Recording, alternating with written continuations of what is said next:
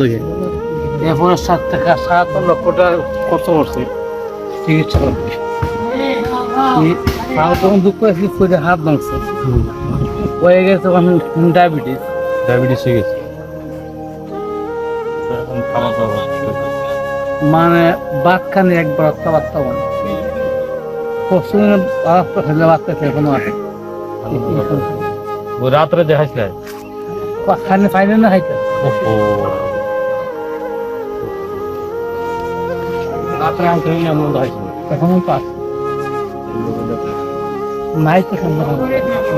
আপনি তো ডায়াবেটিস না, মানে এটা সকালে কি একটু ব্যায়াম ট্যায়াম করতেন না, এক্সারসাইজ করতেন তো হাতে হাঁটি না? যদি আপনি আটো এটা দেখতে মানে এটা তো এটা সায়েন্টিস্টের কথা, এটা আপনার অটোমেটিকলি আপনার যে পরশু দিন রাখতে খাইতাম এখন আছে।